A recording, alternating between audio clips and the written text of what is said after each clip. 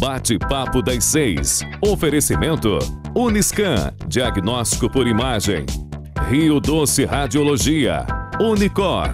A Unicor é referência em procedimentos cardiovasculares complexos. Um centro de hemodinâmica especializado em realizar intervenções de alta complexidade em cardiologia, fisiologia endovascular e neurologia, acreditado para tratamento de TAV. Somos referência no procedimento de oclusões coronarianas crônicas na América Latina. Entre em contato para mais informações. Unicor, medicina de primeiro mundo em Linhares.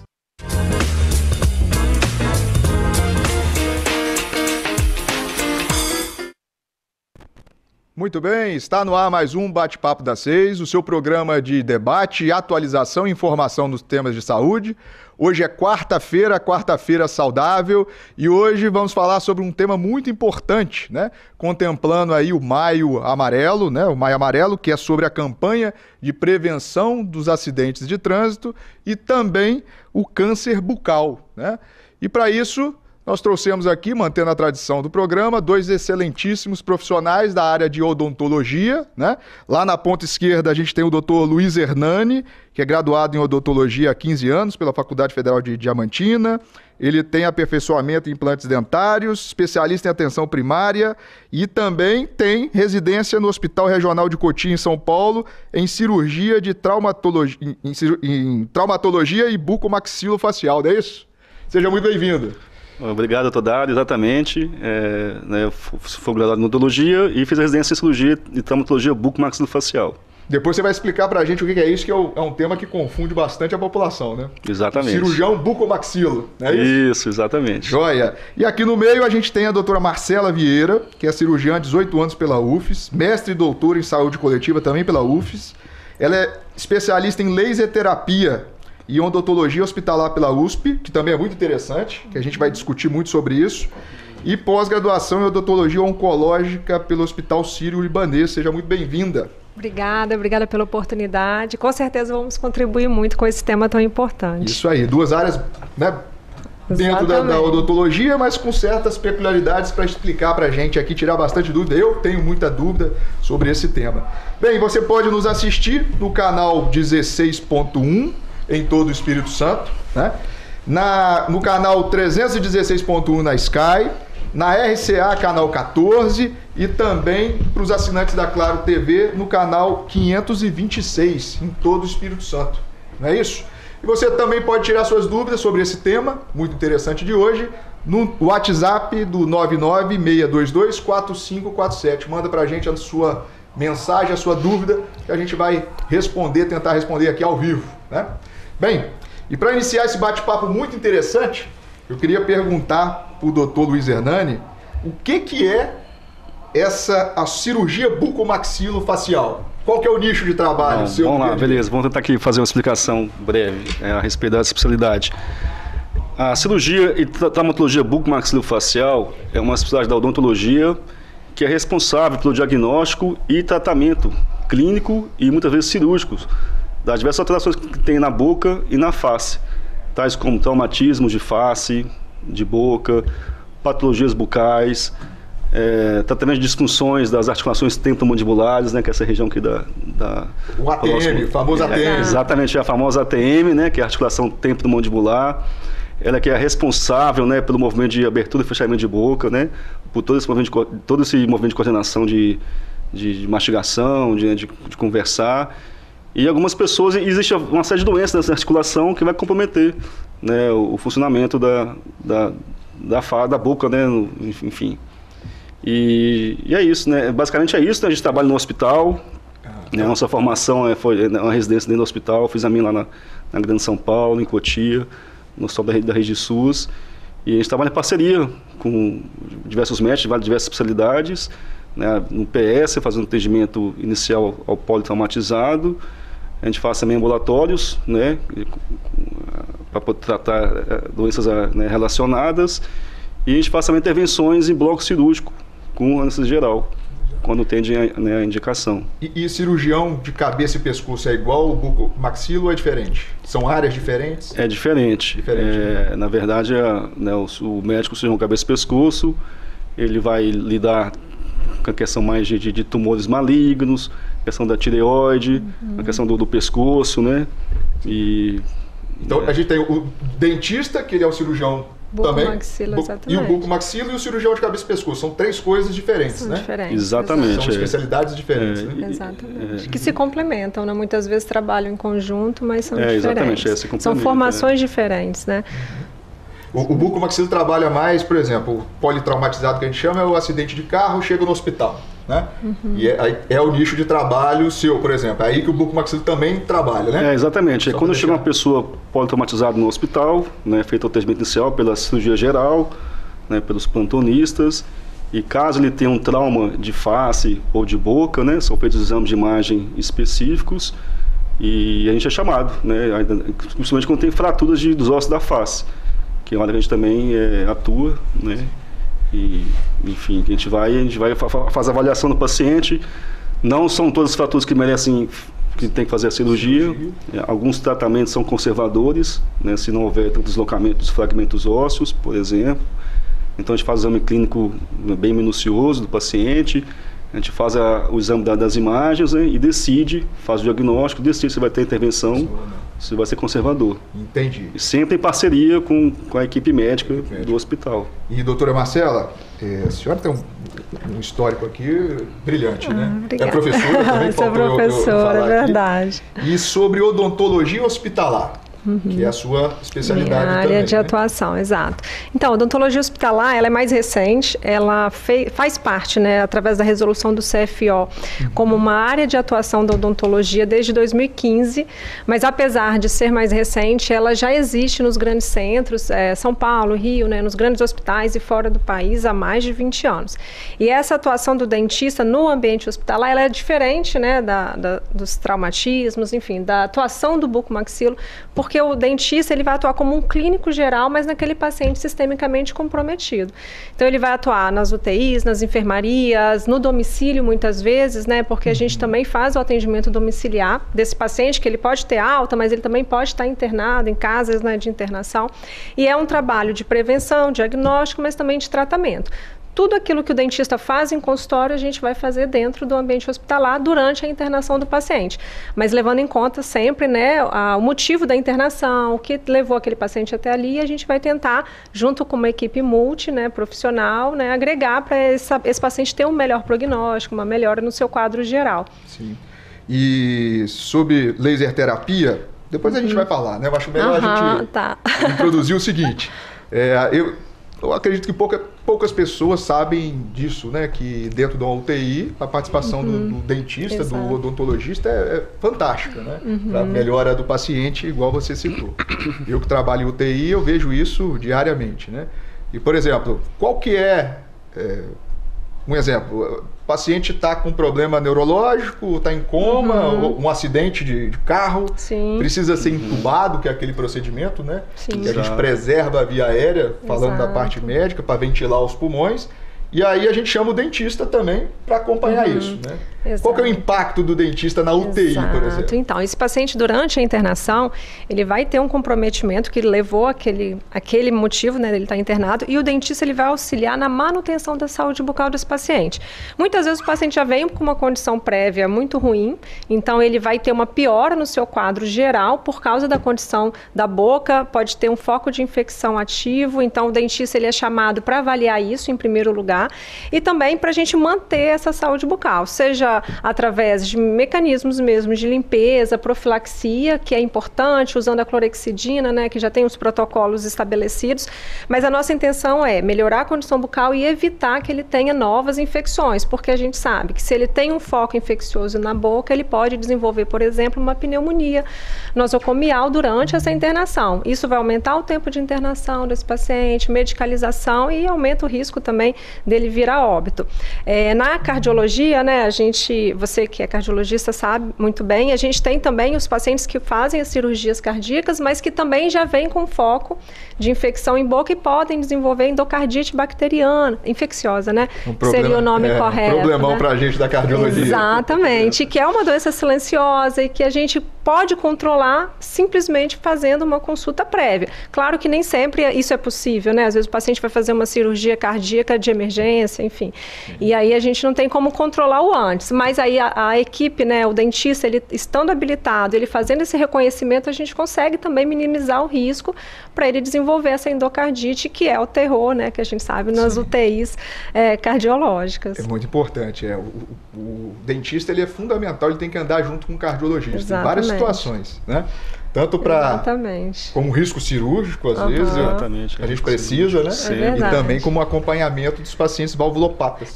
O ideal seria a gente conseguir fazer esse acompanhamento antes, né, Dário? Eu acho que a maioria dos cardiologistas já sabem dessa prática e já fazem, né? Aqui em Linhares a gente vê esse cuidado de vocês, sempre orientando o paciente a buscar o dentista antes de qualquer intervenção cardíaca, mas a gente também sabe que a nossa realidade, principalmente SUS, né, muitas vezes o paciente já vem com uma condição muito ruim e nem sempre ele vai ter condição de fazer esse tratamento. Sim. Mas o ideal, né, seria que a gente pudesse fazer todo esse trabalho antes para minimizar os riscos dessas infecções. Sim. E só para inteirar a população sobre o que é endocardite, é uma infecção na boca, no dente, né? E acaba que migra para a corrente sanguínea e para lá dentro do coração. Isso aí. E aí destrói a válvula, causa problemas, enfim. É uma infecção, imagina que é uma bactéria dentro do coração e ela começa a causar problemas. Então, em geral, o que acontece com isso? A gente fica várias semanas dentro do hospital, alguns casos é cirúrgico, tem que abrir o peito e tirar essa infecção, essa válvula. Então, olha a importância do dentista. E é muito comum também a gente descobrir depois, né, a questão dentária. Exato. O cardiologista, como é que ele faz? Chegou com endocardite no hospital, primeira coisa que a gente olha, vamos ver a boca. Que pode ser dali. Verdade. Então, tanto antes ou depois do evento, a gente... Exatamente. E o que seria ideal, assim, de um... O ideal seria a gente conseguir fazer a avaliação antes, sempre. Sim. Assim, se a cirurgia, né, for uma cirurgia letiva, onde você vai ter um agendamento, o ideal é que o paciente ele tenha passado pelo dentista e que ele venha desse dentista com um encaminhamento, né, comprovando que ele está apto a realizar aquela cirurgia. Claro, né, cada um dentro da sua área, mas assim, dando mesmo essa autoridade para que vocês sintam-se à vontade para operar o paciente, sabendo que ele não vai ter esse risco. Mas também é importante orientar o paciente, porque ele tem uma janela de um período de tempo em que ele tem que ficar em observação e que ele também não vai poder fazer alguns procedimentos que causam essa bacteremia e que vai aumentar também o risco. Então, esse paciente precisa ser acompanhado. Eu acho que esse seria o ideal, que todo paciente com problemas cardíacos, ele fosse acompanhado por um dentista antes, durante e depois. Isso né? aí. Esse cuidado tem que permanecer, né? Não, com certeza. Dentro da UTI também, a gente conversava sobre abscessos, né? E eu acredito que aquela sonda nasal, ela complica pra gente, eu que trabalho lá na UTI, vez ou outra eu via, às vezes a gente tá procurando tudo quanto é lugar, infecção não acha, e às vezes pode ser um foco ali facial, abscesso facial, e aí já entra na sua alçada, né? Não, exatamente. Os abscessos faciais são, nas infecções faciais de origem dentárias, né, elas podem evoluir e tornar grandes abscessos faciais, né, que às vezes exigem complemento de abertura de boca, a pessoa pode ter febre, né, pode estar mais desanimada, né, e algumas vezes existe intervenção em centro cirúrgico, com anestesia geral, para a gente poder ter acesso à lesão, poder drenar bem essa lesão, colocar um bom dreno, né, de forma a poder, né, essa lesão ser curada, né, totalmente. E sempre remover o agente causador, né, aquele dente que causou essa infecção. Exatamente, o foco, né? Isso o foco dentário. Não adianta dar só antibiótico, tem que tirar o dente. Com certeza. A principal terapia para infecções, para abscessos, é o bisturi, né? Drenar, né? O cirurgião adora. Exatamente. Tem que fazer incisão, fazer uma boa drenagem, né? E remover o foco de infecção, que é o dente. E quando o paciente interna, Dário, assim, o paciente que está na UTI ou que vai, né, está lá no ambiente hospitalar, por que é importante o dentista avaliar esse paciente logo que ele chega, para a gente encontrar justamente esses focos de infecção? Porque às vezes ele esse foco não está agudo. Ele está ali crônico, o paciente já tem aquela cárie, ou enfim, aquele canal que ele não tratou, que ele não terminou de tratar. Mas durante aquele período, né, que ele está ali internado, ele vai ter um comprometimento imunológico, ele vai ter a medicação que ele vai estar usando, enfim. E aí ali vai agudizar. Então, quando a gente já percebe que ele tem algum foco, a gente já tenta remover, porque isso vai melhorar o prognóstico dele geral, né? Sim. Então, a gente sabe que isso vai diminuir, né? Às vezes, uma medicalização que a gente precisaria tratar com antibiótico, né? Igual os pacientes que a gente vê vão ficar com terapia de 15, 20 dias com antibiótico. E se você removeu antes, talvez você não precise fazer isso, né? Então é importante que a gente avalie todo mundo que chegue lá no hospital.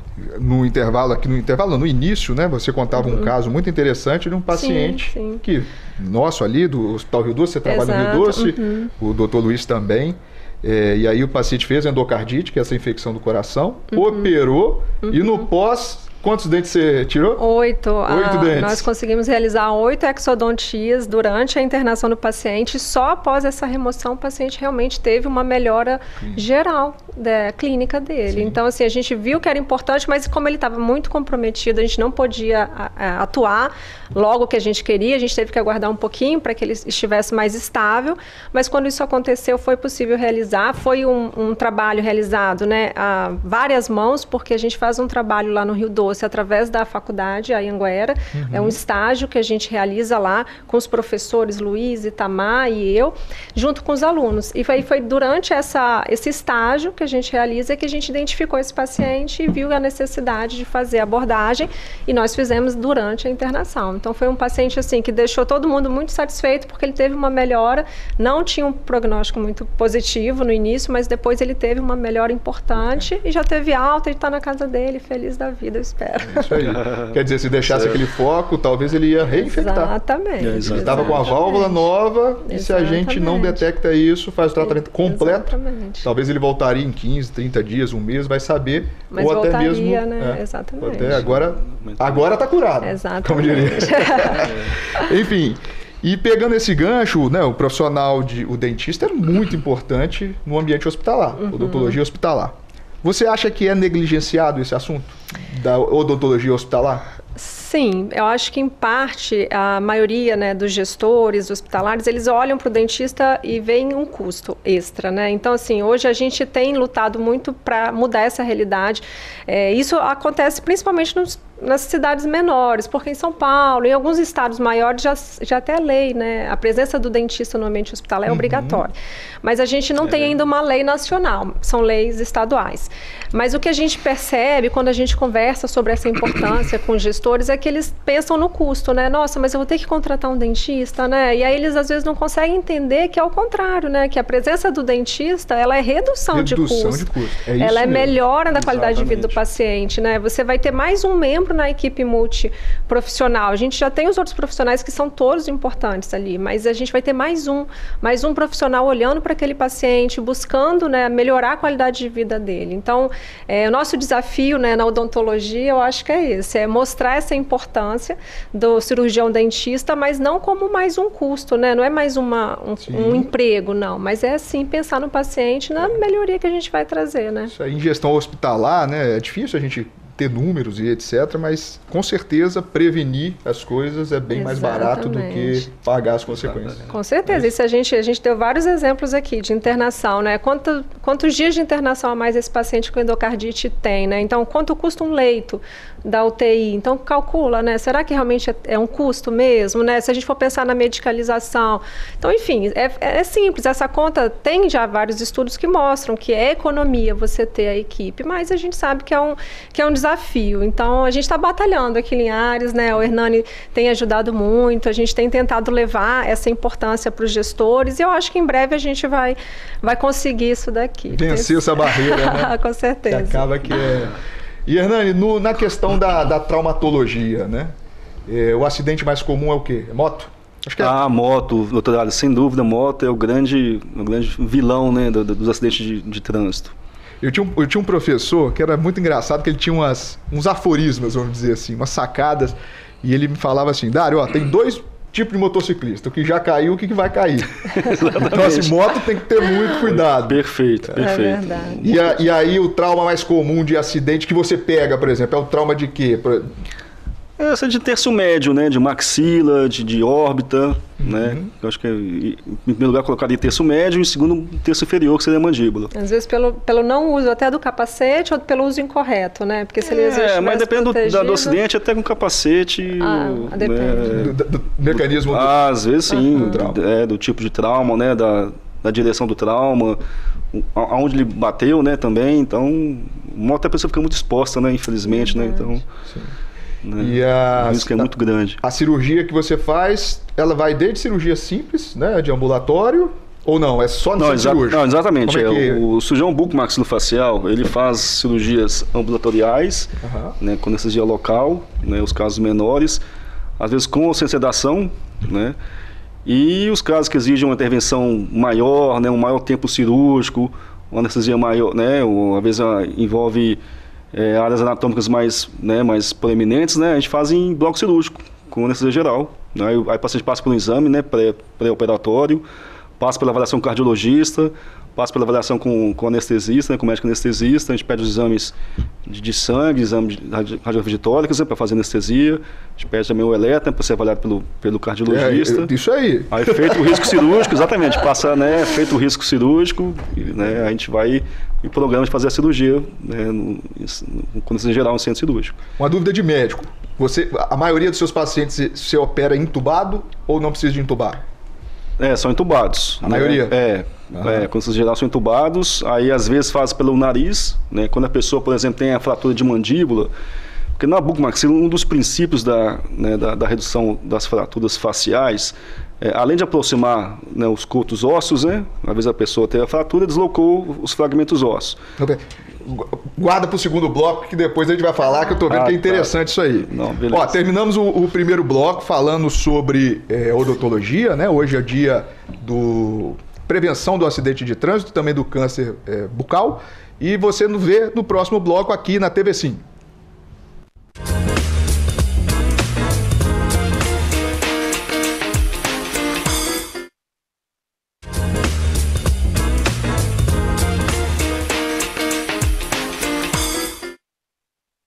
Voltamos para o segundo bloco do Bate-Papo das 6, na quarta-feira saudável. Hoje é dia 31 de maio de 2023, falando sobre saúde bucal com dois especialistas, né? O doutor Luiz Hernani, que é especialista bucomaxilo, cirurgião bucomaxilo, e a doutora Marcela Calmon, que é especialista em odontologia hospitalar, né? Você pode nos assistir no canal 16.1 em todo o Espírito Santo e também nas plataformas na Sky, como 316.1 e na Claro TV em Vitória, no canal 526 e também no YouTube e outras plataformas de streaming. No último bloco eu até te cortei, desculpa a indelicadeza, que isso. Né? Mas você falava sobre a técnica, né, da cirurgia bucomaxilo. E eu achei muito interessante, que até eu sou da área da medicina também. Então, assim, o procedimento, às vezes, você tem que isolar a boca, é sobre isso que você me dizia? Não, exatamente, né? Quando há fraturas mandibulares, né? Aí o paciente tem dificuldade de fechar a boca, de deglutir. Então, são fraturas que exigem certa urgência no tratamento, né? São cirúrgicas, a maior parte das vezes. E a intubação tem que ser pelo nariz. Até porque um dos nossos princípios, né, na redução das fraturas, além de aproximar os cotos ósseos, né? É definir a mordida da pessoa. Né? Porque não adianta a gente fazer uma linda cirurgia, acessar a fratura, reduzir, fixar bem as placas, se a mordida ficar errada. Né? Então, às vezes, para facilitar, né, a conferência da mordida do paciente, né, essa oclusão dentária, muitas vezes a intubação é feita pelo nariz, via nasal. Aquela cirurgia da mandíbula para frente, né? Isso. É com vocês também? Exatamente, esse é dos nossos carro-chefes, né, das principais... Como é que é o nome? Cirurgia ortognática. Ortognática. Exatamente, cirurgia ortognática. Ela evoluiu bastante de uns tempos para cá. E é para correção de gente que tem, às vezes, correção de discrepâncias ósseas, né? Dentoesqueléticas. Às vezes a pessoa tem um queixo muito grande, né? Um queixo muito pequeno. Às vezes a pessoa tem apneia, às vezes ronca, né? Tem dificuldade né? Tem ronco, tem apneias graves. E com o melhor tratamento de apneia é o avanço da mandíbula. né, a ortognática. No que vai avançar a mandíbula, além da parte óssea, vem toda a musculatura junto. Com isso aumenta o espaço da orofaringe. Então já tem muitos estudos já consagrados, né, que falam das vantagens no tratamento da apneia. Né? A cirurgia ortognática é o principal tratamento para a apneia. Né? Além do tratamento da apneia, a pessoa vai passar a respirar melhor, né, no dia a dia. E é um trabalho, né, é uma cirurgia que vai visar também a correção da mordida da pessoa. Às vezes a pessoa usa aparelho, mas se tiver algumas discrepâncias ósseas, né, o aparelho não vai conseguir corrigir essa mordida. Então, nessa fazer intervenção cirúrgica em ambiente hospitalar. E a síndrome de apneia obstrutiva do sono, né, é uma coisa que se está estudando cada vez mais. Causa de arritmia, causa de hipertensão. Hoje, a principal causa de hipertensão que a gente chama de secundária, né, que tem um motivo, é a síndrome de apneia do sono. É causa de diversos problemas, exatamente, cardiovasculares. Exatamente. Você sabe muito bem como cardiologista. E Marcela, eu vejo muito lá no Hospital Rio Doce vocês com aqueles laser, né? É bonito de ver. O laser bonito. Bacana, e vocês ficam aplicando lá. Explica um pouco pra gente dessa subespecialidade sua. Bacana. Então, a laser terapia, ela também é uma habilidade, né, que a gente desenvolve, também regulamentada pelo Conselho de Odontologia, onde o dentista ele vai usar essa ferramenta, né, um aparelho que emite ondas mesmo, eletromagnéticas, o laser, e vai fazer uma terapia nesse paciente para melhorar a resposta no tratamento que ele está recebendo. Então, a gente pode usar o laser hoje assim, para uma infinidade de problemas que o paciente tenha. Lá no hospital, a gente tem trabalhado com a laser terapia nos pacientes oncológicos, principalmente nos pacientes que desenvolvem a mucosite oral em decorrência do tratamento quimioterápico. Mucosite é o quê? Mucosite, tá? Mucosite. Explica pra gente aí. Explicar, verdade, né? Tem termos que...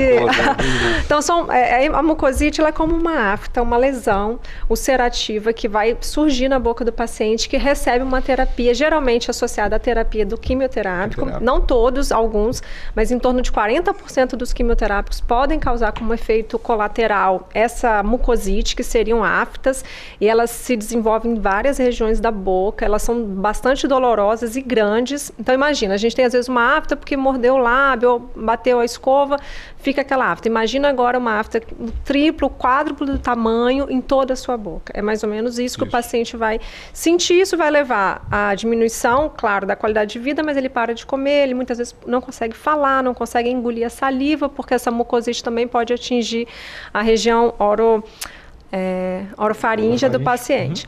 E aí a gente faz essa terapia com laser para justamente antecipar essa evolução, porque se a gente deixar e não fizer nada, em 14 dias o paciente volta ao normal, porque é o tempo que a mucosa precisa para se recuperar. E com laser a gente consegue, às vezes, na primeira, segunda sessão, o paciente já volta a se alimentar, ele já, lógico, né, o paciente às vezes está com uma alimentação pastosa, mas ele começa a conseguir comer melhor, beber a água, enfim, e aí a gente tem um ganho muito, muito grande para o paciente em relação à qualidade de vida.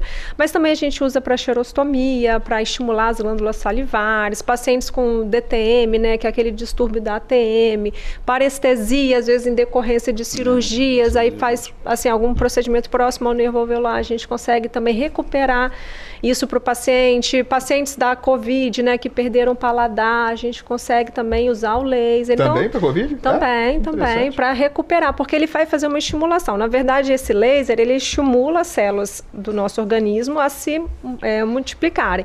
E isso vai antecipar, né, qualquer tipo de processo que ela tenha, danoso que ela tenha passado. Então, acelera a gente consegue acelerar. De cicatrização, de inflamação, mais ou menos assim. Exatamente. Acelera o processo, reduz a dor. Então, para a mucosite, a gente tem um efeito analgésico importante. Muitas vezes, a gente faz a terapia antes da alimentação do paciente, pensando em dar esse conforto para ele conseguir se alimentar. Então, assim, é uma terapia que a gente tem estudado muito. Eu acho que os pacientes oncológicos são os que mais se beneficiam disso, né? Mas a gente tem vários outros casos que a gente pode usar. Eu fico imaginando o seguinte, o paciente oncológico, ele já tem um catabolismo, né? Ou seja, o consumo de caloria dele já é muito maior do que num paciente sem neoplasia, oncologia, câncer, né? Imagina se ele tira ainda esse estímulo de alimentar. E isso acontece, Dário. Muitas vezes, o paciente ele não é orientado, ele não sabe disso e ele acha, vou esperar, né? Vou ver como isso vai ficar. Porque como uma afta vai começar pequeno e aí ele vai passando no primeiro, no segundo, aí no terceiro, quarto dia ele começa a ter essa mucosite, essas feridas aumentando. Geralmente, né, do quarto ao sétimo dia após a infusão da químio, que elas podem surgir quando ele tem, né, essa pré-disponibilidade. E aí o paciente rapidamente agudiza e ele para de comer, ele para de falar. E aí a família, né, lógico, entra em contato com o médico. Muitas vezes o médico interna esse paciente para fazer a sonda parenteral. Então imagina, né, mais uma vez a gente pensando até no custo, né, do tratamento, fora a qualidade de vida. E aí a gente consegue, né, com a laser terapia, antecipar isso, assim, melhorar, trazer um conforto importante para o paciente. E assim, lá no Hospital Rio Doce, a gente tem conseguido fazer um trabalho muito bacana com os oncologistas, porque eles já entenderam essa importância. Então, eles orientam o paciente também a buscar, né, o atendimento, mas quando começa, eles já chamam também o profissional para atuar. E até uma pergunta, aproveitando uma pergunta que veio da internet, que foi exatamente isso. Você falou um pouco de afta. Se eu tenho afta, eu procuro o dentista ou o gastroenterologista? O que vocês acham? Eu acho que a gente pode pensar agora, né, até falando um pouco dessa campanha do câncer de boca, né, que a afta depende, você vai ter uma recorrência muito grande, isso acontece muitas vezes, a gente pode pensar em imunidade, alimentação muito ácida, enfim, estresse, tudo isso pode ser um causador. Mas se é uma lesão que não cicatriza depois de 14 dias, ela aumenta de tamanho, ela tem um aspecto diferente de uma lesão comum, né, ela é mais avermelhada, ou esbranquiçada, ou escurecida, aí procurar o dentista, porque a gente precisa fazer uma biópsia para ter certeza do diagnóstico. Pode ser uma lesão cancerizável? Pode. A gente tem que estar de olho. E a gente, apesar a gente como ser humano, a gente não se conhece, a gente não avalia a nossa boca, né? A gente deveria fazer esse autoexame, né, com uma certa frequência, porque a gente perceberia logo que as mudanças acontecessem. As aftas, a gente percebe que elas são dolorosas, mas às vezes ela começa como uma ferida pequenininha, mas se ela não cicatrizar depois de 14 dias, a recomendação é procurar o dentista. E aí, se for o caso, né, para encaminhar para um gastro ou o que for, o dentista vai conseguir, excluindo os outros fatores, ele vai encaminhar para o profissional adequado, se for um tratamento necessário, né?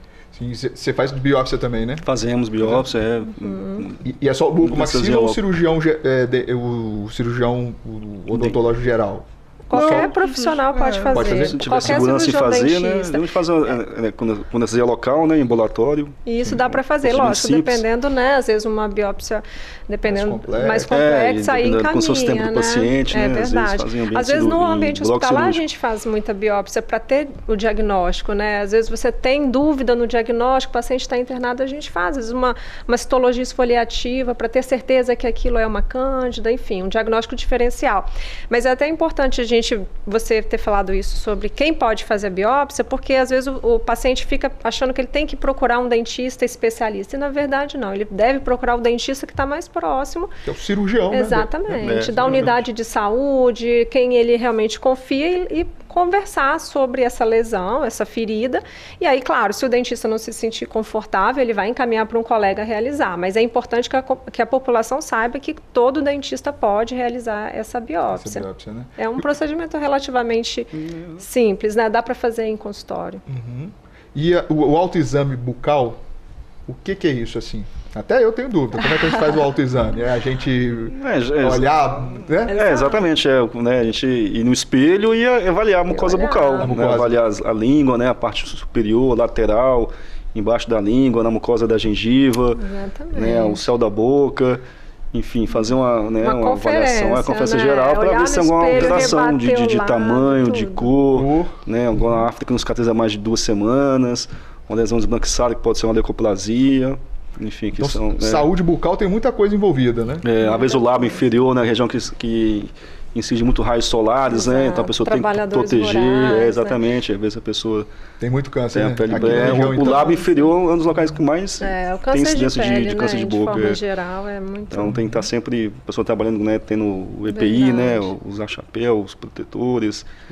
Né, para evitar. E ao menor sinal de alteração, né, vamos supor, o lábio inferior, a pessoa percebe umas crostas, né? Às vezes uma região assim meio esbranquiçada, né, o menor sinal de alteração, né, de cor, de forma, procurar o profissional, né, o dentista, né, o especialista. Sim. E saúde bucal, ela envolve várias coisas, né? E sintoma?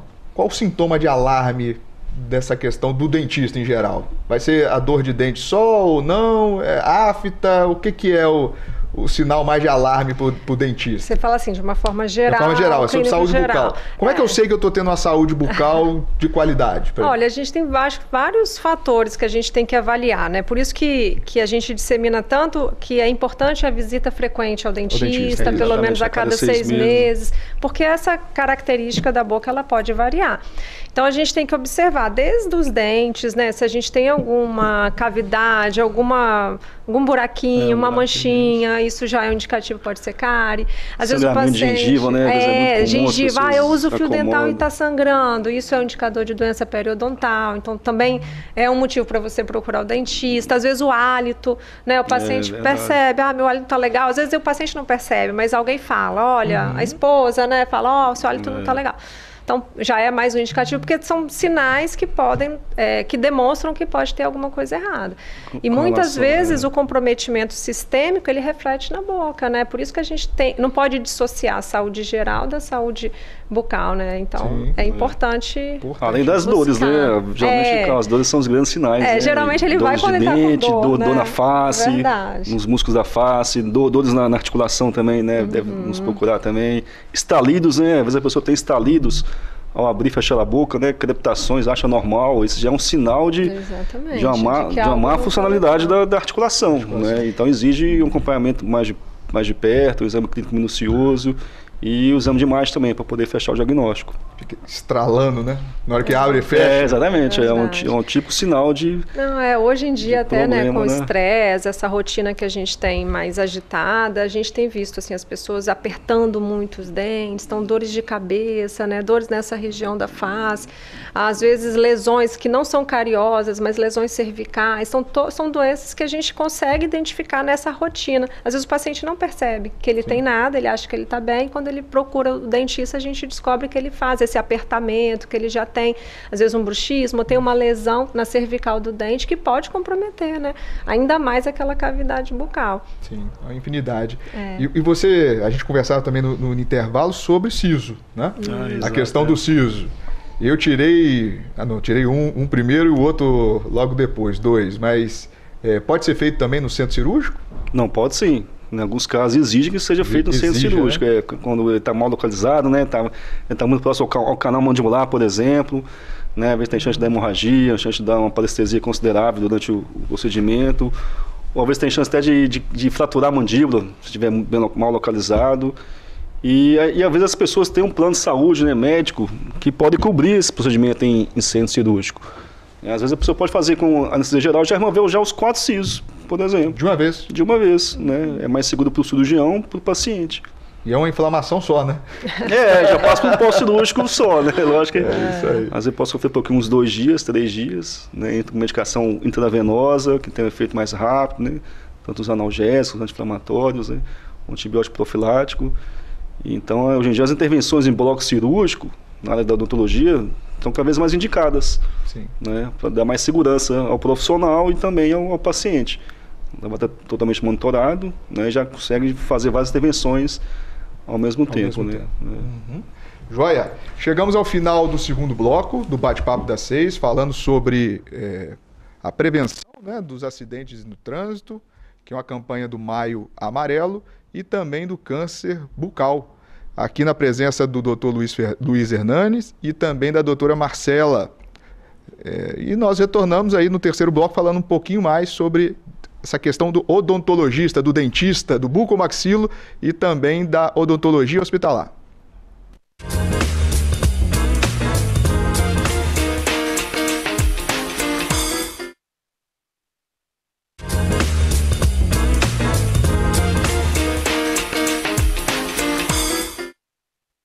Estamos de volta para o terceiro e último bloco do Bate-Papo das 6, na quarta saudável. Hoje é dia 31 de maio de 2023. Comemora-se não, né? A gente faz o Maio Amarelo, que tem aí a conotação da prevenção dos acidentes automobilísticos, né?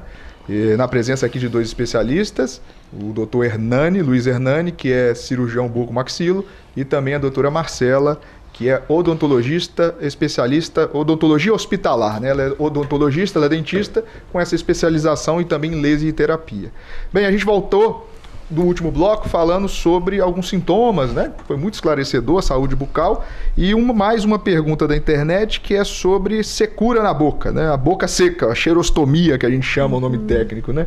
Eu preciso procurar o dentista também? Sim, pode procurar o dentista, porque a gente tem que identificar qual a causa dessa secura, né?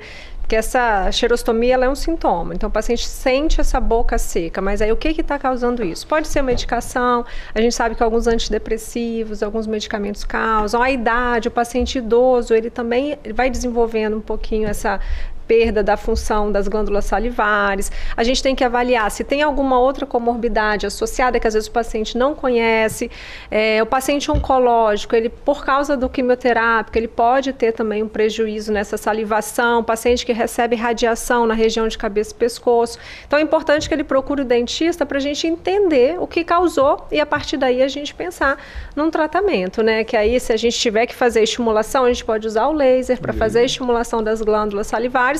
Mas às vezes não, a gente vai precisar usar alguma medicação mesmo para estimular essa saliva ou conversar com o médico, né? Se ele está usando uma medicação causando, né, essa secura, a gente vai conversar com a equipe para ver o que a gente pode mudar no tratamento, às vezes substituir uma medicação por outra, enfim, para trazer conforto para o paciente, porque a gente sabe que a saliva ela é importantíssima, né, para manter o pH da boca, ela ajuda também para formar o bolo alimentar, para falar, então não dá para a gente ter a boca seca. Isso impacta muito na vida do paciente e a gente precisa atuar. É interessante, assim, eu fiz uma correlação, né? Eu pensei aqui agora, os pacientes que estão entubados, eles perdem muito esse sentido, né? Essa função.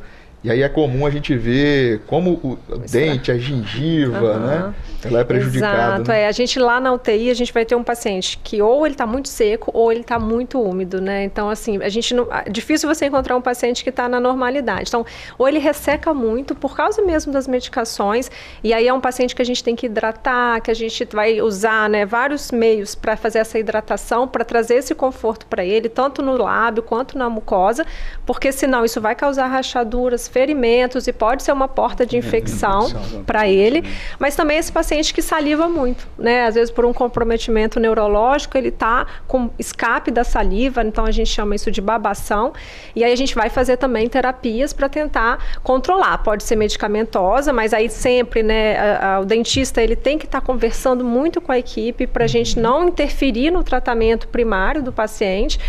Nem sempre a gente pode atuar da forma como a gente gostaria, mas também é importante a gente dizer que a gente já tem muita tecnologia, a gente já tem muitos tratamentos disponíveis. Então o laser ele pode ajudar, mas também a gente pode usar a toxina botulínica, que ganhou aí, né, muita visibilidade nos procedimentos estéticos, mas o dentista ele também aplica essa toxina para fazer o controle dessa salivação em excesso. E isso na UTI ela é fantástica, porque a gente tem um efeito prolongado. Então a equipe da fisioterapia, quando solicita a avaliação do dentista, né, porque o paciente está babando muito, a gente pode prescrever, né, junto com o médico, e a gente aplica no paciente. Tem um retorno muito bacana para esse paciente, um conforto, né, muito importante para ele.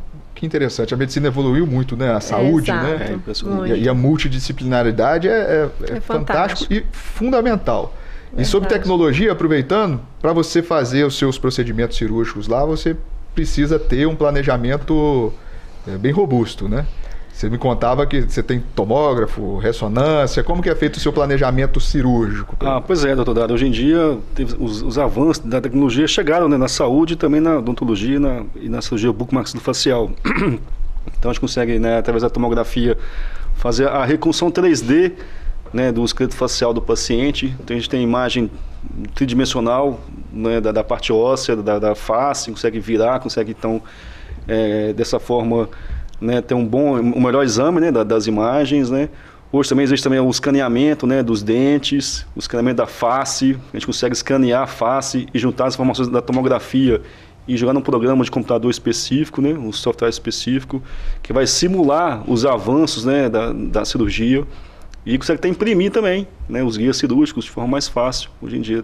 Impressora 3D? A 3D, exatamente. Através das informações, através da tomografia e do escaneamento, a gente joga no programa, aí simula os movimentos cirúrgicos e aí a gente vai definir o movimento final, aí são impressos os guias cirúrgicos, que vai nos facilitar bastante durante o ato cirúrgico, né? Olha que interessante. É impressionante. Tá?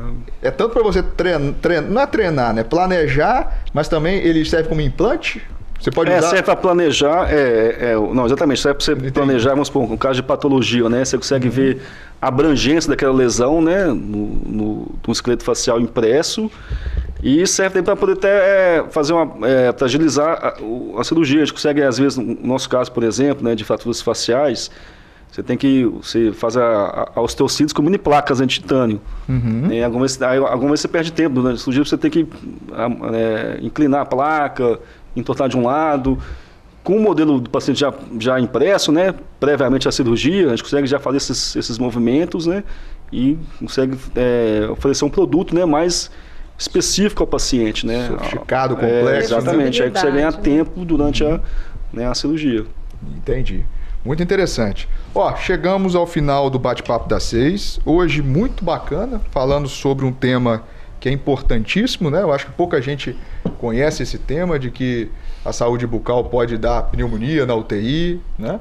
Que pode dar endocardite, que pode dar sinusite, enfim. Exatamente. Tem muita área. Eu acho que a medicina, a saúde, ela é multidisciplinar, e toda vez que a gente vem aqui, a gente aprende um pouco. E isso é muito interessante. Eu queria agradecer, e considerações finais, ao Dr. Luiz Hernani, que é cirurgião de traumatologia e bucomaxilofacial. Você pode encontrar ele nas redes sociais como o Dr. Luiz Hernani, né, no Instagram. Isso. E ele atende no Hospital LMC, no ambulatório, e cirurgias também na Oral Care, ali na Policlínica. Não é isso? Exatamente. É isso aí. Então, toda semana... Considerações finais? Muito obrigado, Tudari, né, pela oportunidade. Estamos sempre à disposição para poder conversar a respeito. Foi ótimo conversar com você, muito elucidativo. E a doutora Marcela Vieira Calmon, que também você pode encontrá-la nas redes sociais, na @Marcela Calmon, e também no Oral Care, né? Exatamente. Atende ali na Policlínica, né? Também, em frente ao Hospital Rio Doce. Também agradecer a oportunidade, a visibilidade da gente falar um tema tão importante aqui. Você que é um entusiasta da odontologia, que já abriu portas para a gente lá no hospital, te agradeço mais uma vez por isso. Com certeza foi muito importante para a gente disseminar um pouquinho mais do conhecimento para a população. Muito obrigada. Isso aí, obrigado a vocês, foi ótimo. Eu mesmo aprendi demais. E isso aí, vamos... A multidisciplinaridade, né? Eu acho isso que é importante. O tratamento, ele é muito complexo do paciente. Às vezes a gente acha que é só o médico, mas não é não. É um conjunto de coisas que a gente chega lá, e é muito importante. E aquilo que você disse, eu acho que existem situações que são muito negligenciadas, que a gente tem que levar em consideração. Um abraço e até a próxima quarta, na Quarta Saudável, aqui no Bate-Papo das 6.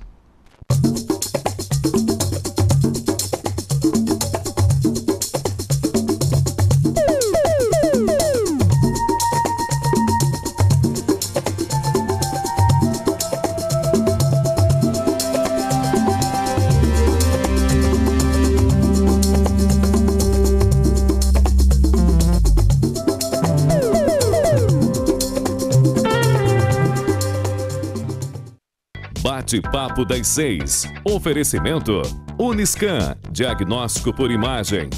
Rio Doce Radiologia. Unicor. A Unicor é referência em procedimentos cardiovasculares complexos. Um centro de hemodinâmica especializado em realizar intervenções de alta complexidade em cardiologia, fisiologia endovascular e neurologia, acreditado para tratamento de TAV. Somos referência no procedimento de oclusões coronarianas crônicas na América Latina. Entre em contato para mais informações. Unicor, medicina de primeiro mundo em Linhares.